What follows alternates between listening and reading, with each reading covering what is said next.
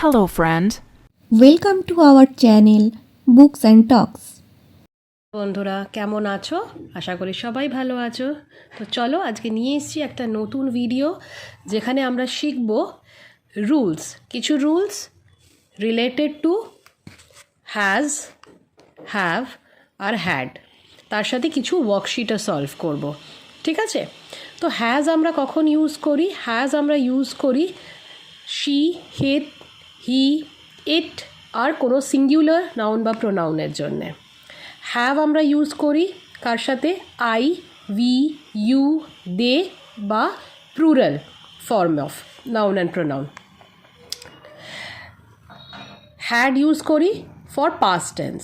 তো চলো আজকে এখন সলভ করছি এই ওয়ার্কশিটটা।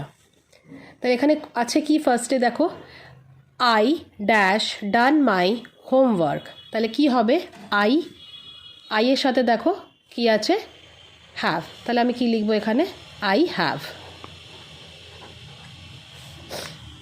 She dash gone to school. She has.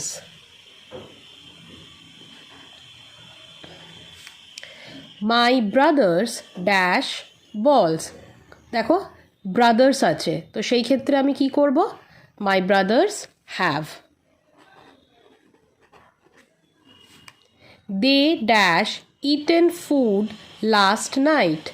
Last night মানে অলরেডি past tense, তাহলে আমরা সেখানে কি লিখব? had. My mother dash cooked food. তাহলে my mother dash cooked food, তাহলে কি হবে এখানে?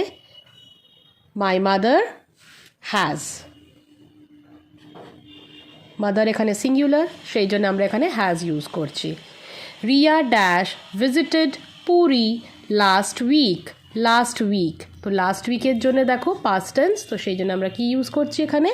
Had. I dash done my homework last night. তো already last night past tense, সেই জন্যে হ্যাড। লাস্টেরটা you dash looked tired yesterday. So এটা তোমাদের জন্য রইল, কমেন্ট সেকশনে আমাকে আনসারটা দেবে। আজ আসি, টাটা, দেখা হবে নেক্সট ভিডিওতে।